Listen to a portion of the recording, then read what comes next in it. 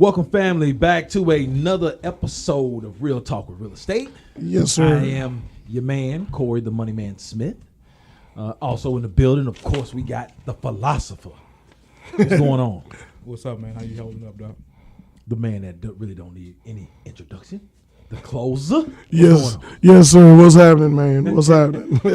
What's going on, fellas? We getting ready for this award ceremony? Yes. And look, closing stuff while getting ready. While we're getting ready, I'm still closing stuff. You got your acceptance speech ready? Acceptance speech, everything. Look, I'm hoping paparazzi out there when I walk through. Hey, look, you know this thing gonna be like the Oscars. You know what I'm saying? They will shut your microphone off if you go too long.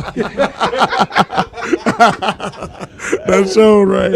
That's so right. Yeah, you okay? Don't play about these award ceremonies, man. No.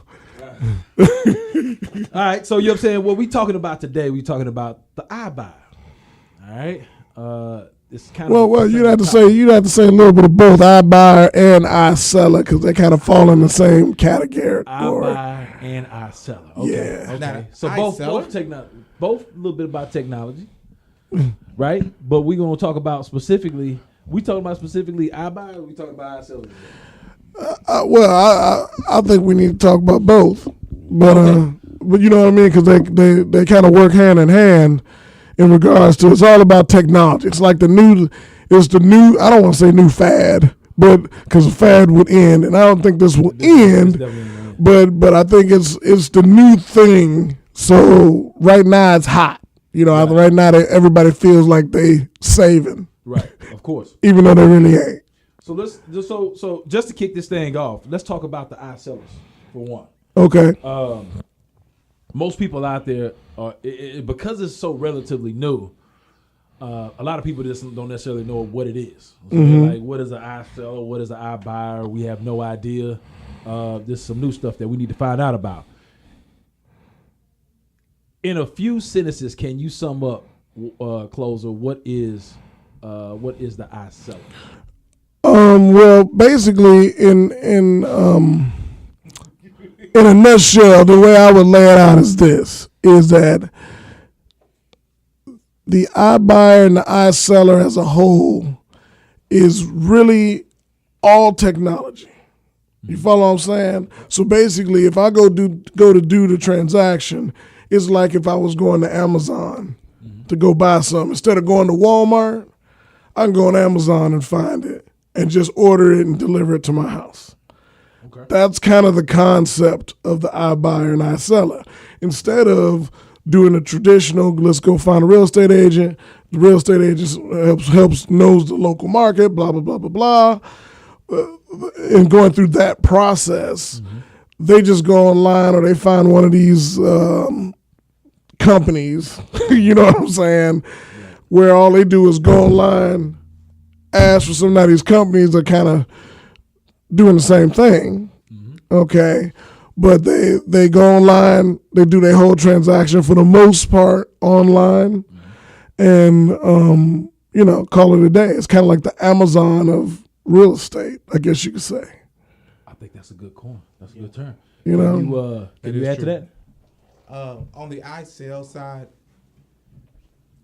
without just repeating what the closer said, I just believe that their thing is to try to make the selling process or the listing process as we know it as less headache-free as possible. You know, whether it be the showings, the multiple offers, the contracts, whatever. They try to eliminate all that by controlling the sale, whether it be them themselves, the iSeller themselves, the corporation that's behind it, whether they do it themselves and like really buy it, or they have a team or a line of certain quote-unquote institutional buyers who just come in and just purchase that they can control. They already know what the numbers are. They already know exactly where they need to stand, and they know exactly what the price is going to be. Perfect. So it sounds like the running thing these days is more so convenience for the consumer. That's what it's saying. Pretty much sounds like. To a degree. See, I think for me that's the fog. Okay. That's what fogs up the mirror. Okay. Right. So because it's not really convenient then. Well, it appears to be you're paying for that convenience, but how much are you paying? That's where the mirror gets fogged up, in my opinion. Okay. Because the perception how they're selling it, okay, is how the perception of what they're selling is that, go online and, we'll have an offer for your house within 24 hours. Okay, well, I've done that before too. Okay, there's a lot of things you got to have in place in order to do that.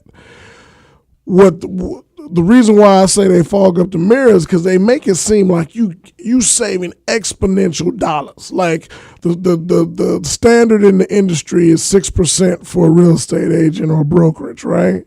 So they make it seem like, oh, well, we're doing this for like $2,000, and that's not true. They're actually doing it for 6, 7, or 8%, but it's easy. So I can go on the computer, do a couple things. I ain't got to talk to nobody. I ain't got, and in a nutshell, when they do go to get that buy, the reason why they say they can sell it in 24 hours is they're not giving them market value in that 24 hours. They're leaving money on the table. They're giving you the investor's dollar. So basically, they taking that house. Let me give you a quick example. $300,000 house. Well, we know in the market, local market, being an expert, let's say that house is worth $325. Okay. Well, they coming in saying, okay, we're going to put it on the market, and it's so easy. All you got to do is a couple clicks, and we're ready to go. We'll get your house sold in 24 hours. If we can't sell it on the market, we have investors that'll buy it.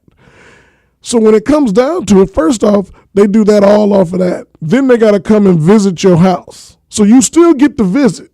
A lot of people think they don't. They come visit your house because now they got to take away. They gave you a quote in 24 hours and said, yes, your house is worth $322. That's right? in relating that to car terms, that's if it's in excellent condition. Exactly. And then they start narrating. Exactly. So then they come to the house, and what they now do is they say, oh, well, the brick ain't in it. Oh, and the driveway needs to be power washed, and the curb appeal ain't that great, and you got a hole here and this. And so they start making subtractions. And so now your offer moved from 322 to 305. Okay. Then they say, well, if we can sell your house in 24 hours or 48 hours, and we can set your closing date that's convenient to you. Well, what they forget to tell you is that they're going to sell it to an investor, but the investor's going to buy it at 70% to 80% of the market value. So not only are you, and I'm talking not of the 322, of the 305. So now they done bumped you to 290, 280. Now, in some cases, that's a great benefit. If I got to get out of here, like a bat out of hell, I got to get out of Dodge. You know what I mean? If I got to get out of Dodge for whatever reason, I'm not saying that this doesn't work. And there is situations where that might work if it's an estate sale. Let's say all the family lives in all the other states in America, and the house is in Texas. That might be a perfect thing to do. Because you're not really, the house is paid off. You're really not trying to get the most for the money anyway. You're just trying to move the property and get some money out of it, But the average buyer or average seller, really you're almost getting a disservice. I don't want to say you're fully getting one, but you're almost getting a disservice because they don't know the market like the local experts do. You like how I dropped that, right? The local experts. Well, because think about it like this, and you can probably add to this philosophy, right? Is, we talking about micro and macro environments. We talk about Houston. How many micro environments do we have in there? I can go down the street. Let's just take Spring, for example, since we in Spring, right? I can go down the street here to Windrose, Springbrook, Spring Terrace, and the average house in there is going to be somewhere between 220 and 200 and probably about 300, right? I can go on the backside of Windrose by the golf community, and the average house be $500,000. I could drive 5 minutes this way to Glenlock Farms, and in Glenlock Farms, I can find houses for $700,000, $600,000. So, as one of those companies, do I really know that dynamic from place to place to place, or am I just looking at the paperwork in the computer and running it based off of stats that everybody looks at. As an agent that goes in and out of there every single day, I know, okay, to be competitively priced, this is where we need to be in this neighborhood versus that neighborhood. I think that's where the agent really, the local expert, as I said, really plays a bigger role in helping these people get the most for their money. And that's where your local agent can come in and add value because of those things like that, those things that they can't see from a high level. Eye in the sky type of deal. Yeah. Eye in the sky type of deal. Well, once again, not to reiterate the same thing that the closer said, when it comes to these situations, with a seller that's going with the iBuy situation, I know for myself, I get frustrated when I get online and I get to clicking and I don't understand and I can't pick up the phone to call somebody. Mm-hmm. You know what I mean? If I can't say, well, this is the 1-800 number, such, and I can call you. And most times during business hours, 8 to 5, 8 to 6, depending on whatever time zone that they're in, that you are correct. They do lose that disservice. They do lose that, okay, well, look, I'm not sure. What does this mean on this paperwork? Because somebody may not just be there. As when you have an agent that's committed themselves to you and you committed yourself to them, they're going to pick up the phone, as long as it's within reason.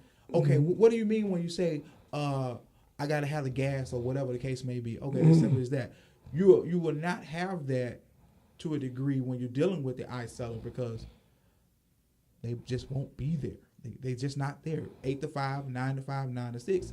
That's it. Once that's done, you're going to get the automated system. Okay, we'll give you a call back first thing tomorrow or within 24 hours. Or you get the email response. Oh, we got your call and we will be responding back to you as soon as possible. I know when I get it, I get frustrated and I can't stand it. I truly can't stand it. And so I can only think from a seller who's trying to make their sale of a $300,000 home, $250,000 or whatever the price point is. It's a major deal to them just to come up with an automated system when they can't reach somebody when it's time. Of course. So essentially, everybody likes that personal touch. Everybody, if you in the middle of the night and you have a question or whatever the case may be, it's a comfort feeling to know that you could call somebody the next morning and get that question answered. But now, to kind of shift here a little bit, my next question is this: is that some agents out here in the field is using the iBuyer, the iSeller as a benefit to them in their businesses. They're offering that as a service. Hey, look, let me come out, list your property. I'm going to get you an automatic offer. If I can't sell it within a certain period of time, you already know the comfort. You have the comfort of knowing that there's another offer that's behind that you can take, that you would actually get less money. But I guess it's a comfort feeling. I guess it's all about the customer service, full service.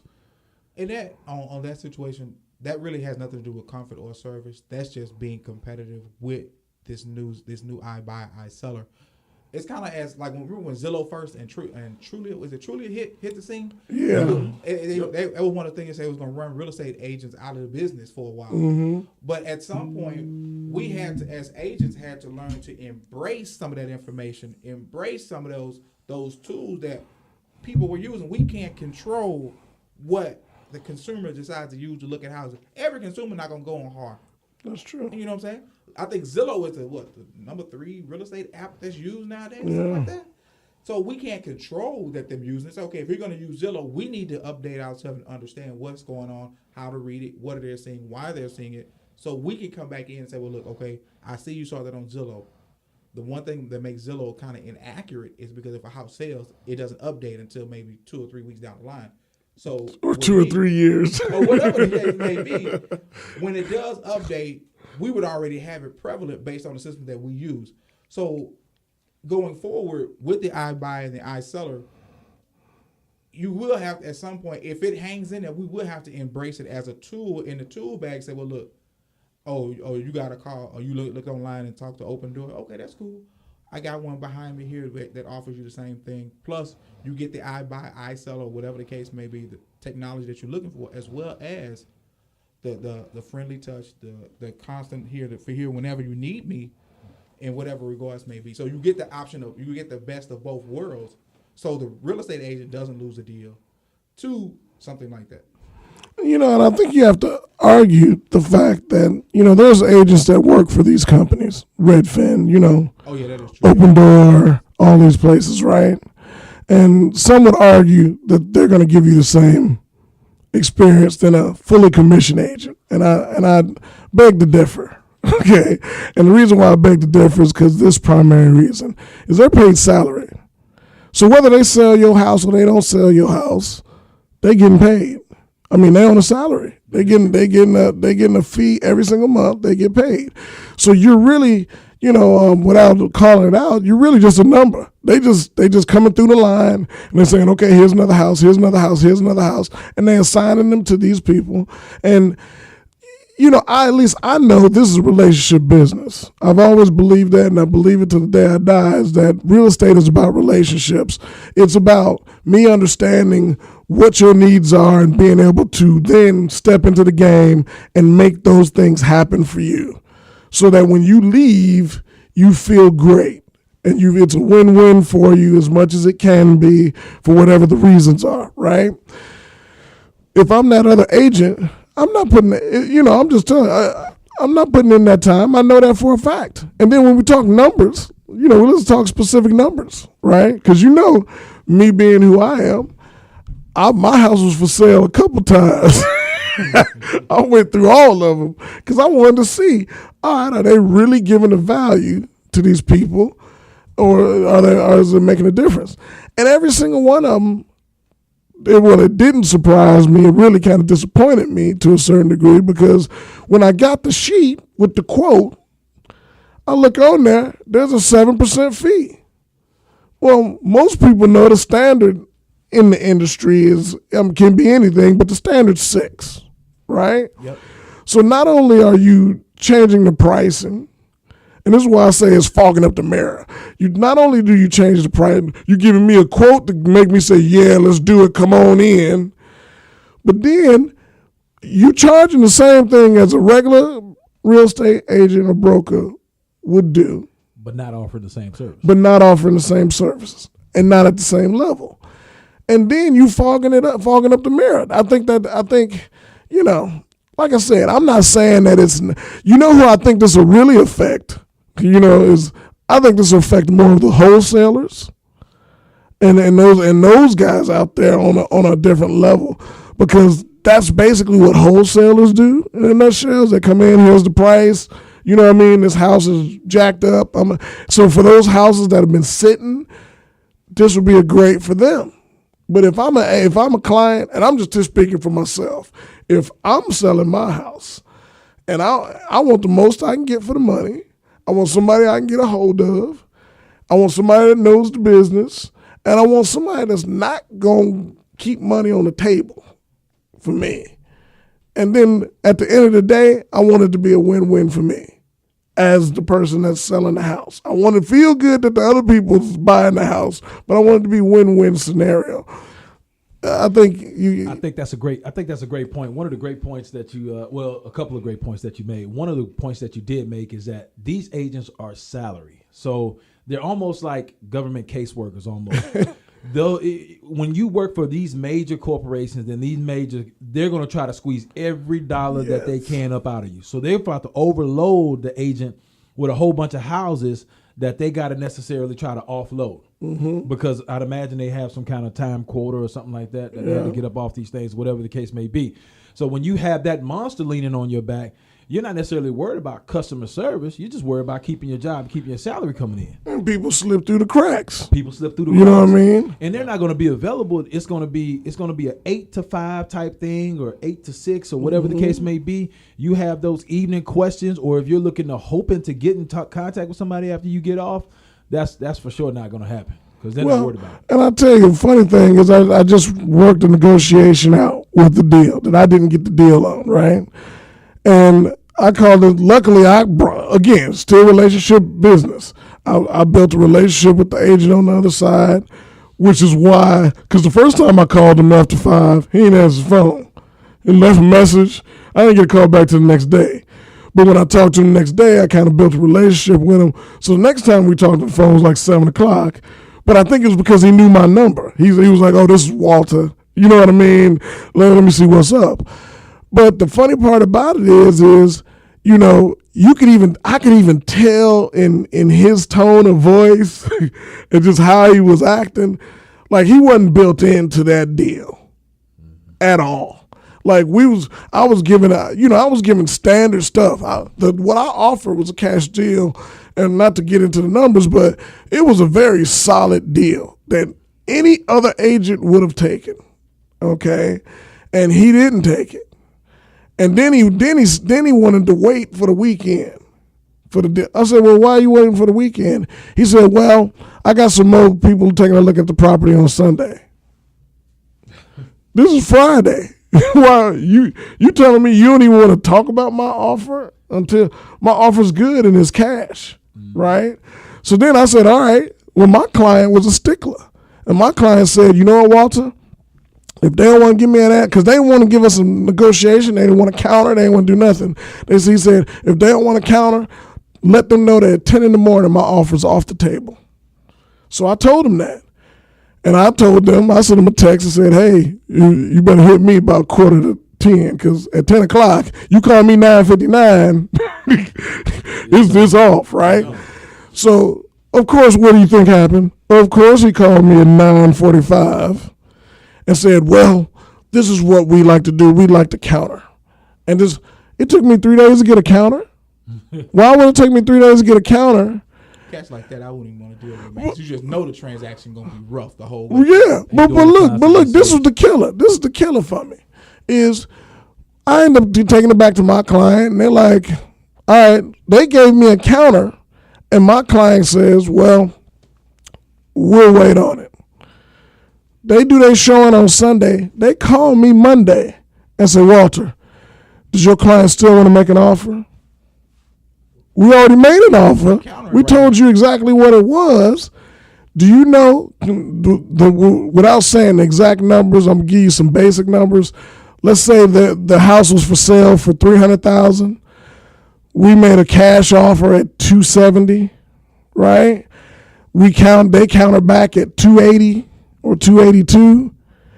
They called me back on Monday and said, well, Walter, why don't we, the other offer isn't as good as the offer you made. Would you be willing to go to $290? Wait a minute. We just said $280. If my other offer beat the other offer, why are we even having this conversation? But this is the type of stuff that I'm talking about with when you're dealing with these type of guys and gals is the experience level. There's so many things that fall into play that we don't even think about it. Because if this was the philosopher on the other side and me and him was negotiating, we would have made that deal happen on Friday. You should have invited him to your negotiation. They don't want to see me on the table. What? Man, we're not trying to. Well, and that's what's so funny about it to me is that it's like, let's make this a win-win. And I said it to him. I said, let's make this a win-win scenario. I want your client to win, but I want my client to win too, because my client loves the house. And it seems like my number worked. You know what they sold it for? What? $272. But that was because my client pulled the offer. My client just said, you know what, we ain't got time for that. So he screwed over his client. But you know what? This is kind of indicative of what's going to happen a lot with these iBuyers that are so disconnected, they're not going to negotiate the deal right because they're not understanding those things that you can't see from a high level. Those small intricacies. Yeah, because even if you take that as an example, he left $10,000. My client agreed with the $282. So he left $10,000 on the table, and my client was cash versus finance. So theirs was finance. We was going to close in 14 days. So it would have literally, they had to wait another 45 days to close, which means they had a carrying cost of another 30 days. Yeah. So that seller carried the house for another $2,500. So really they only got $270 if you think about it. These are all the things that come into play. That you won't get from your food with the Ibuyer, ISeller. Who is this man's broker? Yeah, they need to be reprimanded. They cost the people $10,000 out here, man. That's a lot of money. Look, no chump change. Look, I ain't gonna name no names, but I don't want to talk about Open Door like that.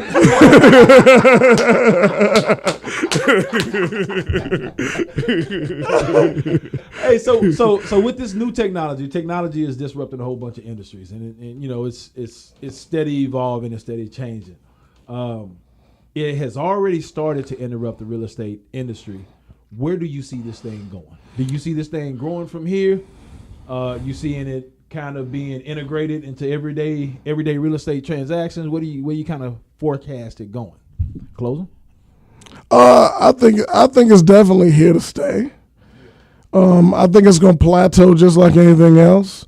I mean, when Amazon first came out, and Bezos kicked it into gear, and it became Amazon. Monster that it is today. It was killing. I mean, it was killing on such a high level that like people stopped going to Walmart and Target and all these other places, right? eBay. But you know what? Now it's plateaued a little bit, and they still grow. But you know what? People also, because that was a convenience, right? People also still say, well, you know what? Let me pop into Walmart. Let me pop in, see if they got something I can get today. Versus, so I think at some point it's going to plateau a little. I think what'll happen is the right people that'll use this product will start to use this product, but it'll ultimately go back to the real estate business of relationships. Because that's what they want. People want to know, have somebody they can call. Now, the question I give you that we'll leave for another time is, it's interesting to see what happened with the millennials. See, right now we still got the baby boomers and the 2 or 3 generations after them, and they still like to see, touch, and feel. But you start thinking about my kids. I still don't think that it'll ever take it all over, but what you'll see is people start to implement it into the program. You know what I mean? Like, we'll have it as a tool. So, okay, you can go this route with me, or you know what? I do have this option for you too, if you just need to move the property right now. I think Walt right on that fact that it will plateau. And let's say if we could see into the future based on where the plateau is going to take place at, I don't see where they can evolve anymore. Yeah. And I think they're at the most evolution that they can do, which is buying it in within a day or two. All the online transactions. Outside of, if you can use the artificial intelligence to maybe predict when the next property is coming down, and you can do it that way, which is that technology is already out and being used. So I think at this point, it's gonna plateau, and when it does, it's just gonna be another. It's gonna be just as when the hammer came out, it was the biggest thing. Then you got the nail gun. Yeah. Every now and again, people still use the hammer, but 80% of contractors hitting it with that old nail gun. Bah, bah, bah. That's it. You know what I'm saying? So, well, sometimes you need the control and then of the hammer, right? You will need those subtleties, and that's what it's always gonna be. It's just gonna be another, like, look, I got an insurance for you in case you just don't feel comfortable. That's all. It's going to be another insurance for a buyer and another insurance for a seller. That's all I think that it's plateaued now. So at this moment, that's all it's going to be to us.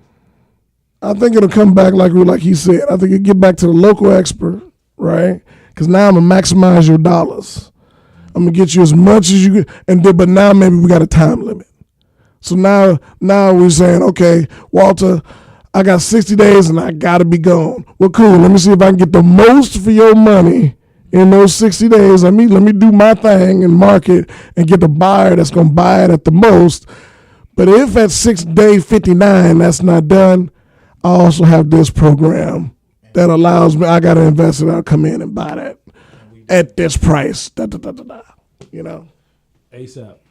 When it comes down to the actual net, let's say you do a comparison 1-by-1 net sheet, and you compare actually selling it through an agent as opposed to actually selling it through an iBuyer. Did that. Or whatever the case may be. which one becomes more valuable? Which one would a buyer actually make more money? Closer. Which one would a buyer make more? Would a seller? I'm sorry, would a seller make more money on just if they had to get rid of their property? They were trying to figure out if they wanted to go open market or they wanted to sell it to an iBuyer. Which one? You did a net sheet. Oh yeah, if you're comparing the two. You always gonna get it with the regular agent process. You'll make more money. You know, I think that's where you'll start to see the competition too. As the iBuyer right now, it's hot, so they can charge the 7%. They can charge but it's just like anything else in real estate, right? You have real estate agents that charge 6%. You have real estate agents that are discount agents that really only charge 4%. You know what I mean? But you know, they treat your house like 4% too. You know, they don't do the marketing and they don't do we can go down that road. That's a whole another rabbit hole. But they're making less, so they're going to offer less. Oh yeah, they can't because they can't pay for any of it, right? If I'm making less, how can I pay for any of the stuff? How can I get professional pictures done? How can I get marketing, staging? How can I do any of that? Not the iPhone. Not the iPhone photos. Look. Photos, they blurry. half the room cut out. But think about this. Even at that aspect, now I'm leaving money on the table because the person that looked at that, they looking at that house as a discount house. Okay, these are all the little things that most sellers don't know. They think that they're going for the best pricing. They think they're saving money. But what happens is they're losing money because your house doesn't look as great as it should and it's not as visible as it should be and it doesn't have the things in place. You're not even getting the people that would pay full market value or higher to walk in your house because they walking into the next house down the street from you that did have, you know, the philosopher on the deal or had me on the deal that was marketing and we took professional pictures and we did all those things. So I think the same thing is going to come down with that iBuyer, iSeller because right now it's hot because it's new and people perceive they're saving money, but really what they're buying is convenience. They're buying the convenience of not having to worry about it and it's done within a week. And they can close it whenever they want to. And they can close it whenever they want to. Convenience gets kind of expensive. Yeah. You know, because when you look at sheet to sheet, which I did on all of them, we came out on the better end. We actually saved them more money. And that was just fee-based. We ain't even talking about whether or not we get them the higher price or whatnot. That was just on fees. Gotcha. I think once let's say you put the paperwork to the paperwork, right? You'll win more by dealing with an agent because we'll be able to create some different situations that will put more money in your pocket, you know. And by me dealing with investors, I love to do these things like look, okay, we'll pay your title fees, we'll pay my side, we'll pay this. Also, my buyer will pay me. You know what I'm saying? So I can do that, which will create more into the seller's pockets, where the deal may not seem to look so great. But if I'm able to, by you having an agent on the deal, we can create different amounts of money in different places that, quote unquote, the iSeller may not see or may not know of, just because they just don't do enough deals or enough business this way. You don't get that opportunity. So when you do put the paperwork, we can go in and cross this out and put this over here and move this here and give you more money just with the same number, same list price, same everything, same probate and everything. But we can just do that because we've done it. We've done it on multiple deals. And that's kind of like what make deals go in today's time. Gotcha. Well, a lot of good information. At least they know more about it now. We might have to come back and hit it again one of these times because, like I said, there's a lot of rabbit holes we can go down. There's so many things we can go down here and start talking about and then breaking off. And there's still some topics and advantages and disadvantages that we still haven't talked about. But we're gonna wrap it up on this one. What's your real talk takeaways, philosopher? When you're out there and you're trying to figure out whether you want to deal with an agent or go with some of this technology-based sales, just really get informed. Don't be afraid to reach out and email them. And don't be afraid to give us a call, whether it be myself or the closer. And we'll sit there and just talk to you about it and tell you the differences, give you our experiences based on what your house is going to do. Because we're going to ask you for the address. Give me address to your home. Let me see what the real time numbers look like. Okay, we might even put it into the Ibuyer system and say, okay, I just put your home in there.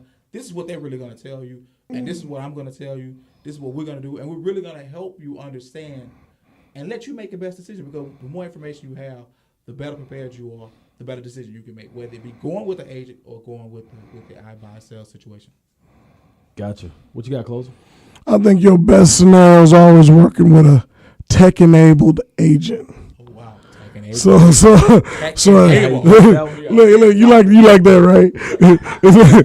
Don't worry, I'll take that from somebody else. I'll take that from Gary. We gonna let Gary have his. But the reason why I say that is because we want the best of both worlds, right? We want convenience, but we want top dollar. We want professionalism, but we want relationships. We want experts, and we want to make sure that the people know exactly where we can maximize the entire situation and make it a win-win for everybody. I think the only way you'll get that is someone that don't eat unless they do the deal. You know what I mean? Because you got to remember, if when I put your house on the market, I need to make it look the best it can be, and I need to pull out all the stops in order to get it sold, because the reality of it is, because if I don't sell it, I don't eat. Yeah, and so that changes, that changes perspective, you know what I mean, versus if I'm getting a salary. If I'm getting a salary and I'm going to get a check whether your house sell or not, look, I'm going to do well, I'll call you back tomorrow, right? You know, if I know I don't look, I'm calling you back in 20, 30 minutes because I want to find out what's the problem. Did something happen? Do I need to do something? You know what I mean? And solve the problem. So I think really it comes down to being that tech-enabled agent. The philosopher myself be rolling like that. You know what I'm saying? So my real talk takeaways would be, to the closer's point, is that you want to deal with an agent that has more motivation to see you win. An agent that's on salary, they're going to make their same amount of money. They're not necessarily worried about you winning. They're just worried about getting the deal done, getting the thing off their desk, getting the folder off their desk or off their computer screen or whatever the case may be. So they're not necessarily motivated to see you win or negotiate the best deal for you. I kind of think of this whole iBuyer thing as like getting a brand spanking new iPhone. You don't want to be the first one to get it. It's going to be so many bugs. It's going to be so many works. It's going to be so many issues and all this other stuff. You want to be the one to get the second round. You know what I'm saying? After they done fix all the bugs and all this other stuff. I think eventually this iBuyer thing, going through an agent is going to be untouchable right now because this is the newest thing out. I think as years progress and they work out the bugs and it kind of evens out the playing field a little bit, I think it becomes more of a topic of conversation at that point. But right now, you don't want to be the first one. You don't want to be the test dummy because it's too many. It's too much money out there on the table to be test dummies. But anyways, we're gonna get out of here. Please like and subscribe, and then leave us feedback. Leave us feedback. Yes. Any questions, burning questions, whatever the case may be. Any topics that y'all want us to talk about. Make sure you drop us a line. Or DM us or whatever the case may be, and let us know what's on your mind. And we here to help. Outside of that, we'll talk to y'all on the next one. All right, later. Get him.